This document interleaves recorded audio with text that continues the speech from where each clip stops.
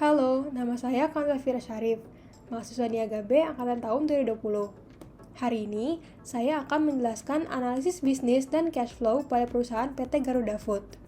Pada mulanya, PT Garuda Food bergerak sebagai produsen tepung tapioka di bawah nama PT Tudung. Perusahaan baru mulai memproduksi makanan pada tahun 1979 dengan kacang kulit sebagai produk utamanya. Selanjutnya, perusahaan memasarkan produk kacang tanah dengan menggunakan merek kacang garing Garuda yang kemudian lebih dikenal dengan nama kacang Garuda. Pada tahun 1994, perusahaan berganti nama menjadi PT Garuda Putra Putri Jaya yang memproduksi aneka kacang bersalut dan terus berkembang sampai saat ini. Saat ini, perusahaan memproduksi dan menjual produk makanan dan minuman di bawah 7 merek yaitu Garuda, Geri, Coklatos, Klevo, Leo, Procis, dan Top Cheese. Selain itu, perusahaan juga telah melakukan penjualan ekspor ke lebih dari 20 negara dengan fokus pada negara-negara ASEAN. Analisis internal perusahaan dapat dilakukan dengan SWOT analysis. Pertama, strength. Salah satu kekuatan terbesar PT Garuda Food adalah perusahaan bergerak di industri makanan yang memiliki daya tahan di tengah pandemi.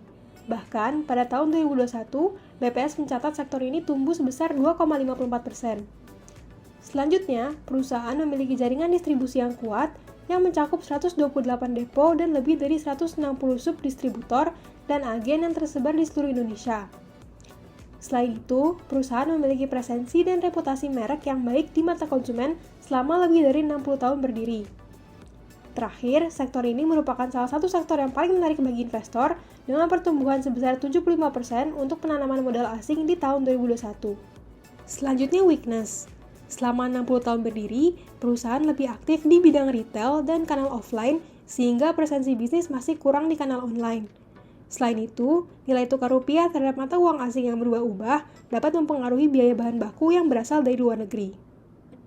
Sedangkan dari sisi opportunities, perusahaan dapat memanfaatkan beberapa momentum untuk mengembangkan bisnisnya, seperti prospek pasar yang terus membaik seiring dengan penurunan kasus COVID-19, ruang ekspansi yang terbuka lebar, dan potensi penemuan pasar baru seiring dengan perubahan perilaku konsumen. Dan terakhir, beberapa ancaman yang dihadapi perusahaan antara lain, pertama, banyaknya kompetitor dan lingkungan yang menantang, lalu kenaikan harga komoditas pangan global akibat gangguan rantai pasok. Selanjutnya adalah para stakeholder yang terlibat, serta tanggung jawab perusahaan kepada stakeholder tersebut. Pertama, perusahaan bertanggung jawab kepada investor untuk memastikan keamanan dan tingkat pengembalian investasi. Kedua, perusahaan bertanggung jawab kepada pelanggan untuk menjamin konsistensi kualitas produk dan keamanan produk. Ketiga, perusahaan bertanggung jawab kepada pekerja untuk memberikan perlakuan adil dan tempat kerja yang aman dan sehat. Keempat, perusahaan juga bertanggung jawab kepada pemerintah untuk memastikan hubungan yang konstruktif dan mematuhi aturan dan perundang-undangan. Kelima, perusahaan bertanggung jawab kepada supplier untuk melakukan proses pengadaan yang wajar serta pembayaran yang tepat waktu. Dan terakhir, tanggung jawab perusahaan kepada masyarakat adalah untuk memberikan kontribusi pada aspek ekonomi, sosial, dan lingkungan, serta menyediakan lapangan pekerjaan. Berikut adalah Financial and Operation Performance Highlights yang berhasil perusahaan raih sepanjang tahun 2021. Pertama, laba bersih tumbuh signifikan sebesar 11% menjadi 493 miliar. Kedua, total penjualan juga naik sebesar 13,99% menjadi 8,8 triliun. Ketiga, penjualan lokal berhasil meningkat sebanyak 14% menjadi 8,4 triliun. Dan keempat, penjualan ekspor berhasil tumbuh sebesar 7,1% menjadi 390,69 miliar. Selanjutnya adalah analisis cash flow dari PT Garuda Food, di mana arus kas dari aktivitas operasi tercatat sebesar 709,77 miliar. Arus kas masuk dari aktivitas operasi diperoleh dari penerimaan kas dari pelanggan, penerimaan dari penghasilan bunga, dan penerimaan restitusi pajak. Pada tahun 2021, perusahaan membukukan penjualan neto sebesar 8,80 triliun, di mana naik sebesar 13,99% dibanding tahun 2020. Peningkatan penjualan sejalan dengan bangkitnya perekonomian dari pandemi COVID-19 yang berangsur membaik dan juga ditunjang dengan adanya new product launching dan ekspansi area dan channel pendistribusian produk. Sedangkan pengeluaran kas untuk kegiatan operasi berasal dari biaya pokok penjualan, biaya bahan baku dan biaya pabrikasi, biaya tenaga kerja langsung, biaya promosi dan iklan, dan biaya angkut yang rata-rata mengalami kenaikan seiring dengan peningkatan penjualan di tahun 2021 dan naiknya harga komoditas secara umum. Pada tahun 2021, arus kas yang digunakan untuk aktivitas investasi sebesar 331,11 miliar.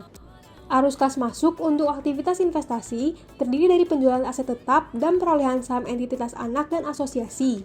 Sedangkan, arus keluar berasal dari pembayaran uang muka pembelian aset tetap dan investasi barang modal. Adapun, pembelian ini bertujuan untuk mendukung kelancaran operasional perusahaan. Pada tahun 2021, arus kas yang digunakan untuk aktivitas pendanaan sebesar 333,67 miliar. Arus kas untuk aktivitas pendanaan antara lain meliputi penerimaan dan pembayaran utang bank, pembayaran utang sewa pembiayaan, pembayaran dividen, pembayaran liabilitas sewa, dan perolehan saham treasury. Selanjutnya, untuk jumlah uang kas pada awal tahun 2021 tercatat sebesar 859,339 miliar atau naik sebesar 77,13% dari tahun sebelumnya. Terakhir, jumlah uang kas pada akhir tahun 2021 tercatat sebesar 904,362 miliar atau naik sejumlah 5,24% dari tahun sebelumnya.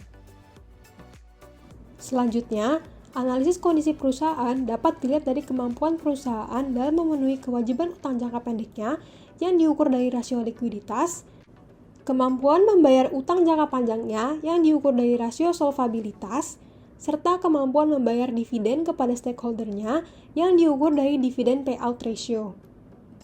Pada tahun 2021, rasio lancar perusahaan PT Garuda Food tercatat sebesar 1,5 kali, sedangkan total liabilitas terhadap ekuitas tercatat sebesar 1,23 kali.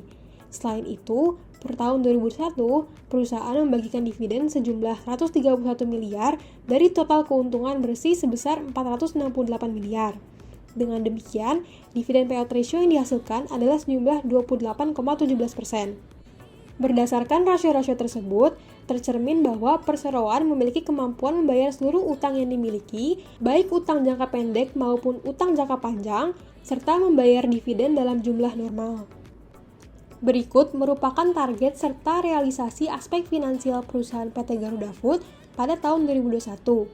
Seperti yang terlihat, perusahaan berhasil memenuhi seluruh target finansialnya dan bahkan melebihi target untuk penjualan dan profit tahunan.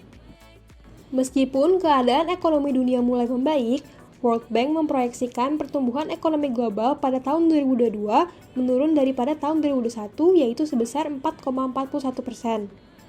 Proyeksi perekonomian yang melambat tersebut disebabkan adanya ketidakpastian mengenai penanganan pandemi COVID-19 dan menyusul cepatnya penyebaran varian baru dari COVID-19 seperti Omicron di sejumlah kawasan global. Cakupan vaksinasi yang masih rendah dan belum merata merupakan salah satu sumber ketidakpastian yang berpotensi melemahkan perekonomian. Dalam situasi ketidakpastian tersebut, World Bank mengingatkan terjadinya gangguan rantai pasok yang akan mendorong kenaikan harga barang.